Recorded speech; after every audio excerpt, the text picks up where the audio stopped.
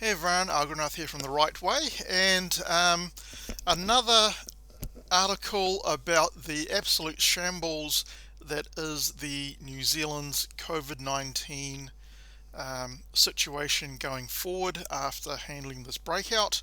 And again, the Ministry of Health is showing themselves to be utterly incompetent. And this is in regard to the saliva testing program, which we do not have in New Zealand. There is a program for private organisations because they pay a independently accredited agency, Reiko Science, to provide them with saliva testing, but there is nothing for the government to use because they went with the wrong group for their saliva testing contract, and it looks like it was it smells like there's a bit of corruption going on. So let's have a look at this article from Radio New Zealand, which amazingly is a government run radio station, and that is why the article is not more critical of the Ministry of Health. But let's have a read of this. So, poor planning, conflicts of interest and saliva testing program from the Auditor General. So this is from the Auditor General, who's supposed to be pretty independent. So Auditor General John Ryan has criticised the Health Ministry for failing to deal with potential conflicts of interest in its handling of the $50 million COVID-19 saliva testing contract, which was pushed through without an adequate procurement process. So basically the procurement process was not adequate, and they eventually gave it to the wrong group. Ryan said inquiries by his office revealed there was no procurement plan or independent orders before the contract was awarded to Asia Pacific Healthcare Group. And I've done a video on this quite a while back, and I'll put a link to the original video in the description for this video if you want to go and watch that first if you haven't seen it. But basically, Asia Pacific Healthcare Group was bought out by the New Zealand Super Fund and the Canadian Pension Fund, right? So basically it's half owned by the government. So you can imagine that, well, it might be a good idea for the government to give a company that it half owns a contract without doing due process to consider the other tender for the contract who had an independently tested saliva testing regime.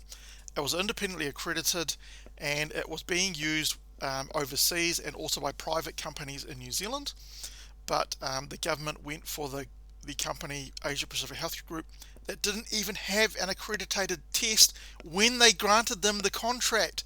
This just stinks to high heaven, right? It stinks of corruption, not incompetence. It stinks of corruption.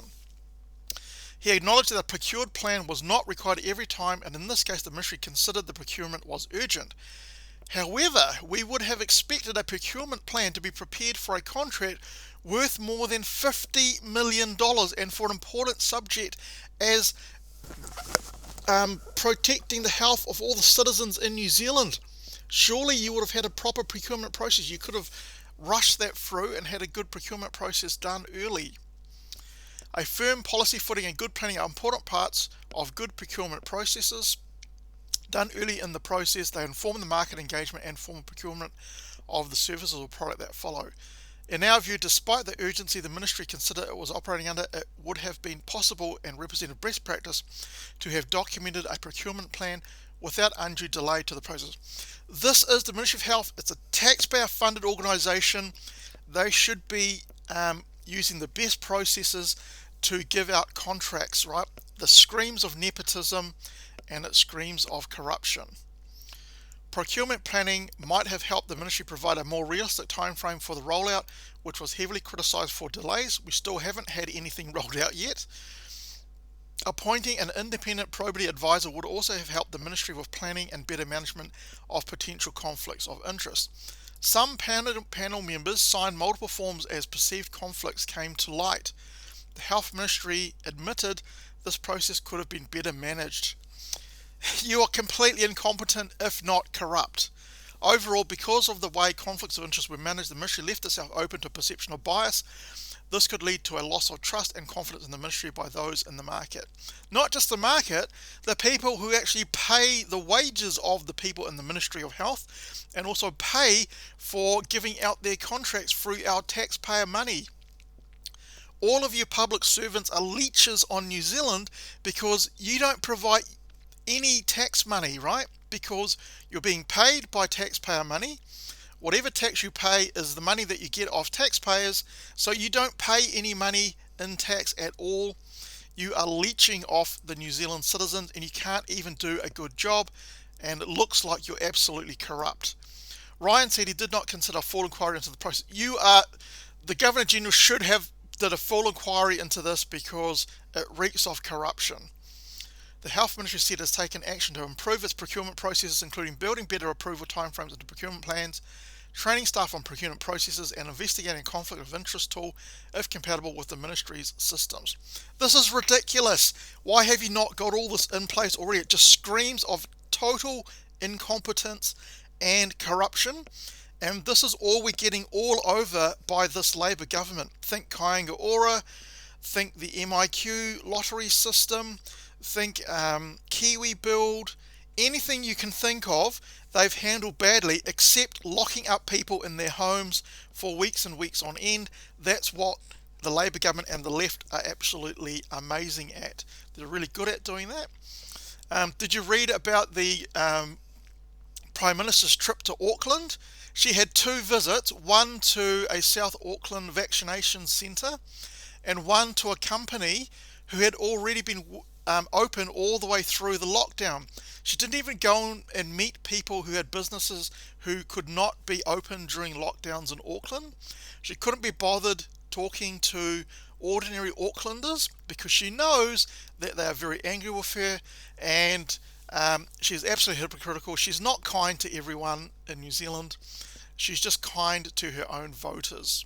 Right. In fact, a lot of her voters are actually under pain in Auckland, but they will never get it, right?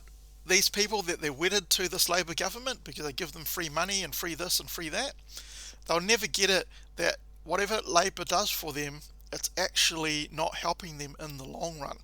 But they'll never see that, unfortunately. It's just the way it goes.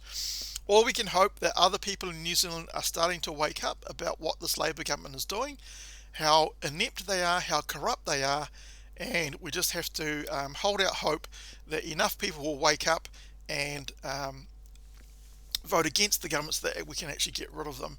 That's the only way we can see getting out of this. Otherwise, another 3 years of Labour will be absolute torture. Let me know what you think in the comment section. Do you believe the Ministry of Health is doing a good job, is incompetent, or actually is corrupt? I'd really love to hear your comments. If you feel like sharing, then feel free to share this video to people that you know. If you like the video, give it a thumbs up. If you don't like the video, you're welcome to give it a thumbs down.